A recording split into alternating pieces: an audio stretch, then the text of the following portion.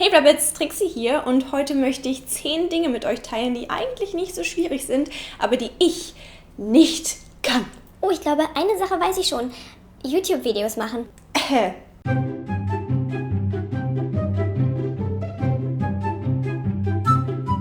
Punkt Nummer 1, Autofahren.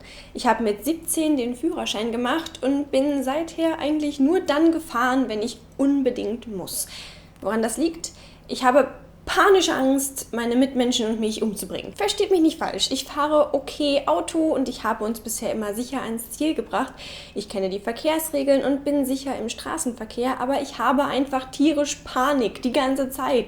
Ich umklammere das Lenkrad und gucke immer 10-mal nach links und nach rechts, ob irgendwo jemand kommt. Ein Fahrrad, ein Fußgänger, eine alte Omi, die ich gleich ins Jenseits befördern könnte. Natürlich ist das in 99,9% der Fälle absolut unbegründet und ich brauche einfach nur viel länger als andere Verkehrsteilnehmer und fahre sehr, sehr langsam. Aber mein Herz schlägt trotzdem die ganze Zeit wie bekloppt und ich bin immer sowas von erleichtert, wenn wir dann da sind oder wenn wir einen Fahrerwechsel machen.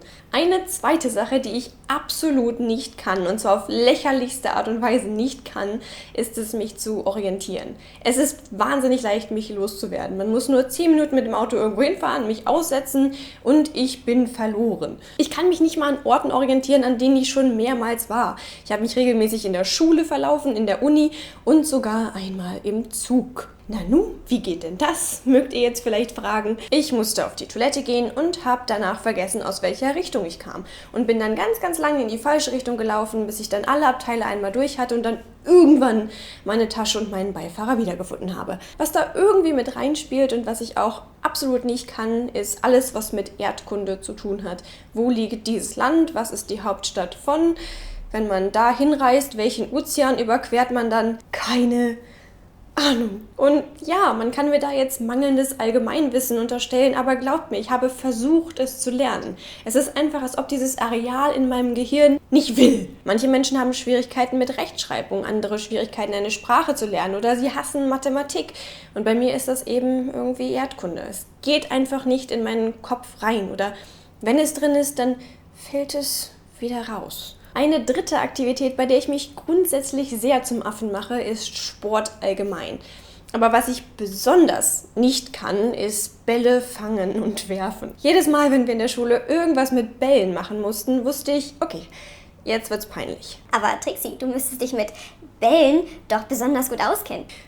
Ja, ein Busenwitz, lustig. Wovon ich rede, ist sowas wie Brennball, auch Feuerball genannt, Volleyball, Fußball, Basketball, alles, was irgendwo Ball im Namen hat. Ich habe es wirklich versucht. Wenn ich einen Ball fangen soll, dann fliegt er mir entweder ins Auge oder knickt meine Hand um oder ich bin einfach so weit davon entfernt, diesen Ball zu fangen, obwohl ich es versucht habe, dass alle anderen nur versuchen, den Lachen zu unterdrücken. Und wenn ich einen Ball werfen soll, dann mache ich entweder Ding hier und er landet einfach nur 2 cm vor meinen Füßen. Oder ich werfe versehentlich irgendwen ab und der ist dann verletzt und es tut mir ganz schrecklich leid. Ich habe es euch ja vorher gesagt, ich kann das hier nicht. Oder der Ball fliegt einfach irgendwo ins Gebüsch und wird nie wieder gefunden. Wie ihr euch denken könnt, war ich immer eine der letzten Personen, die in irgendwelche Teams gewählt wurde, wenn es um Ballsportarten ging. 4.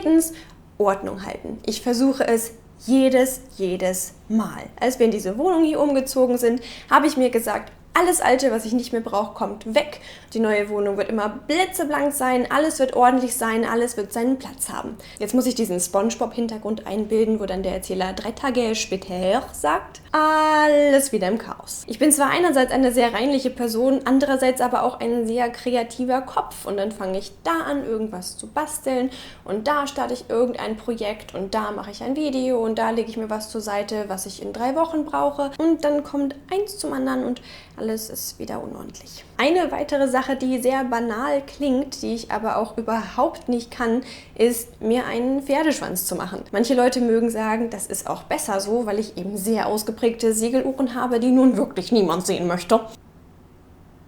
Aber ein weiterer Grund ist, dass meine Haare das einfach nicht erlauben. Wenn ich versuche, mir einen Pferdeschwanz zu machen, dann sind entweder hier irgendwelche komischen Hubbel oder hier an der Seite kommen so seltsame Fisselhaare raus oder es lösen sich einzelne Strähnen und dann ist hier so ein komischer Bogen und es sieht einfach jedes Mal aus, als wäre ich ein gerupftes Hühnchen. Und ja, ich habe es schon mit Haarspray und unterschiedlichen Shampoos und irgendwelchen Fixierungsgels versucht.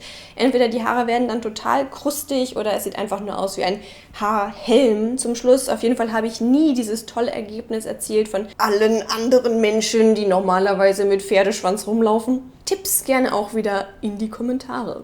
Nummer 6, Pflanzen. Ich kann nicht mit Pflanzen umgehen. Und das ist total traurig, weil ich Pflanzen voll schön finde. Aber wenn immer ich mir eine Pflanze kaufe, besteht so zumindest eine 50-prozentige Chance, dass sie das erste halbe Jahr nicht überlebt. Ich gieße, ich stelle sie in die Sonne, ich habe sogar mal Dünger gekauft, ich rede manchmal sogar mit meinen Pflanzen. Das könnte natürlich auch das Problem sein. Oh mein Gott, sie labert so viel Mist. Ich kann das nicht mehr ertragen. Ich kann das nicht mehr ertragen. Jedenfalls, was ich auch mache, ich habe definitiv keinen grünen Daumen.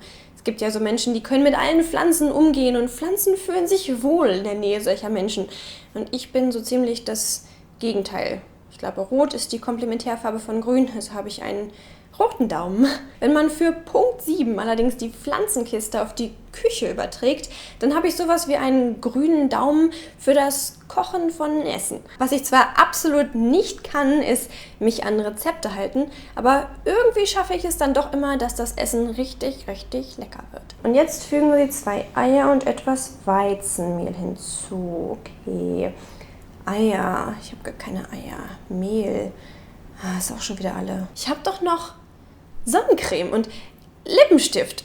Das war jetzt natürlich ein bisschen übertrieben, aber generell improvisiere ich eigentlich bei jedem Rezept, was ich jemals gekocht oder gebacken habe. Auch bei ganz einfachen Rezepten mache ich immer noch ein bisschen mehr hiervon rein oder noch ein anderes Gewürz oder ich tausche eine Zutat gegen ein andere und irgendwie wird es immer geil. Bevor ich allerdings anfange zu kochen, kommt Punkt Nummer 8 der Dinge ins Spiel, die ich absolut nicht kann.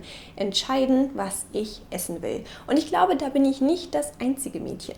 Jedes Mal, wenn mich jemand fragt, hey, Trixi, was willst du denn essen heute Abend? Ich weiß es nicht.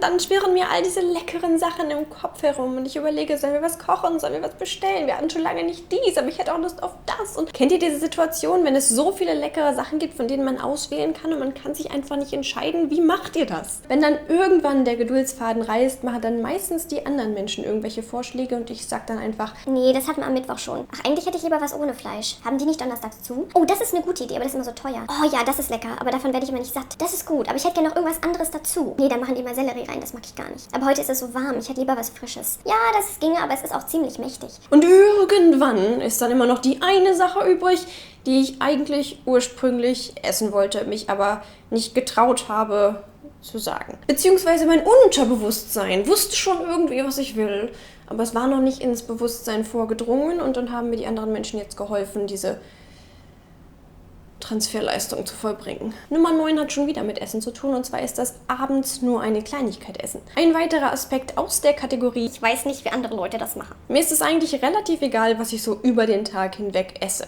Ich kann ohne Frühstück leben, vorausgesetzt ich hatte einen Kaffee.